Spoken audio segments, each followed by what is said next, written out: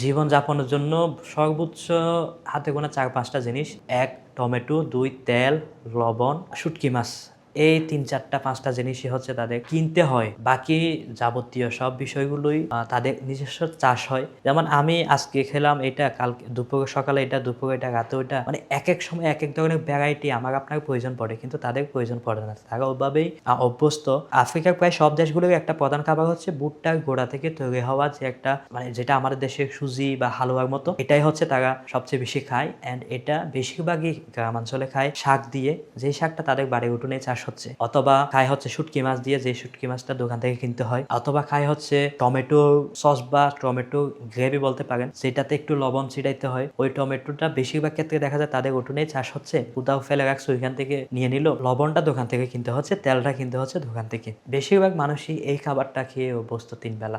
আমার আফ্রিকা যাওয়াটা হয় ২০১৮ সালে। আমি স্বাভাবিক বাকি ১০ জন যেভাবে বিশ্বের বিভিন্ন দেশে যায় প্রবাসী হিসেবে পাড়ি জামাই, সৌদি আরব, দুবাই, ইউরোপ, আমেরিকা এই দেশগুলোতে যায়, ঠিক একইভাবে আমিও দেশের বাইরে যাব। তখন আমার বাবা ছিলেন সৌদি প্রবাসী, এখনো আছেন। তো উনি চাচ্ছিলেন যে আমাকে দেশের বাইরে পাঠাবে। আমার আত্মীয় স্বজন অনেকেই মোজাম্বিকে থাকে, সে তখন থেকেই থাকতেন আর এখনো আছে। তো ওনারা খুবই ভালো প্রতিষ্ঠিত। 5+ স্টার রেটিং প্রাপ্ত দেশের সর্বোচ্চ বিদ্যুৎ সাশ্রয়ী ও ইকো ফ্রেন্ডলি ওয়ালটন এসি।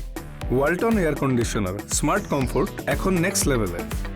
দেশের বাইরে কোথায় পাঠাবে? সৌদি, দুবাইতে গেলে নাকি একটু ফিজিক্যাল কষ্ট করতে হয়, শারীরিক পরিশ্রমটা একটু বেশি। তো আফ্রিকায় মোজাম্বিকে আমার যে আত্মীয় স্বজনরা আছেন, ওনাদের মেইনলি বিজনেস, দোকান, গ্রোসারি শপ, সুপার শপ, এই বিজনেসগুলোই ওনারা করে দেখেন। তো ওইখানে কায়িক যে পরিশ্রম, ফিজিক্যাল যে একটা শ্রম দিতে হয়, গায়ে খাটার ব্যাপারটা নাই। তো সেই কারণে ছেলের কষ্ট যেন কম হয়, সেই সুবাদে মেইনলি মোজাম্বিকে পাঠাই। দেন ওইখানে আমার চাকরি বাকরি শুরু হয়, ব্যবসা বাণিজ্যটা শুরু হয়। আমি যখন নিজে ব্যবসা শুরু করি, তার ফাঁকে ফাঁকে আমি মোটামুটি ছোটবেলা, মানে যখন থেকে মোটামুটি মোবাইল ভিডিও এগুলো বোঝা শুরু করলাম, তখনই ভিডিও বানানোর প্রতি একটা আগ্রহ ছিল। বাট অত ফ্যাসিনেশনটা ছিল না, ডেসপারেট আমি ছিলাম না, অত বেশি মোটিভেটেড আমি ছিলাম না, বাট আগ্রহটা ছিল। তো ২০১৮ সালের আমার যাত্রা শুরু হয়। ১৯, ২০, ২১ সাল পর্যন্ত আমার চাকরি জীবন মোজাম্বিকে চলে।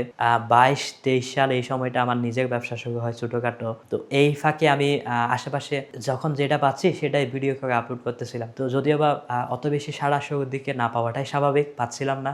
একটা পর্যায়ে গিয়ে সাড়া পাওয়া শুরু হলো। এরপর থেকে পাশাপাশি আমার গ্রামগুলো দেখানো শুরু করলাম, আমার ব্যবসা প্রতিষ্ঠান। একজন বাংলাদেশী হিসেবে মোজাম্বিকে বা আফ্রিকায় কিভাবে আমরা থাকি, কি এখানে হয়, এখানকার মানুষগুলো কিভাবে থাকে, এটা শুরুটা আমি করলাম। তো ওই যে সাড়াটা যখন পাওয়া শুরু করলাম, তখন এই আফ্রিকাটাকে মানুষকে খুবই কাছ থেকে দেখানোর যে প্রচেষ্টা এবং প্রয়াস, ওটা শুরু হয়। মানুষ এটা দিয়ে অ্যাকসেপ্ট করলো হচ্ছে আফ্রিকা টোটালি আনসিন এবং আনএক্সপ্লোর্ড একটা কন্টিনেন্ট, যেটাতে অ্যাজ ইউজুয়াল বিশেষ করে আমাদের বাংলাদেশের মানুষ খুব কমই জানে। যারা গিয়েছেন ইতিমধ্যে তারা ব্যবসায়িক কাজে বা তাদের পেশাগত কাজে ব্যস্ত থাকেন, কিন্তু এই সেক্টরে বা মানুষকে দেখানোর যে ব্যাপার, এটা হয়ে ওঠেনি। তো আমি যেহেতু প্রথম বাংলাদেশি এবং আফ্রিকায় থাকা, আর ওই আফ্রিকাটাকে বাংলাদেশের সামনে তুলে ধরা, এটা হচ্ছিল মানুষের কাছে খুবই নতুন মনে হলো। আর এত কাছ থেকে এবং এত গভীরভাবে দেখা, এটা খুব কমই হয়ে থাকে। দেখে মানুষের বড় একটা অংশের সাড়া এবং ভালোবাসা আমি পাওয়া শুরু করলাম, যেটা এখনো পর্যন্ত পাই আলহামদুলিল্লাহ। আর এইভাবে আমার আফ্রিকা কেন্দ্রিক কন্টেন্ট ক্রিয়েশন বা যে ইউটিউবার নিজেকে গড়ে তোলার যাত্রাটা শুরু হয়। এখন আমি ফুল টাইম একজন ট্রাভেলার হিসেবে আছি। আফ্রিকাটা দেখা পাশাপাশি পৃথিবীটাও দেখা।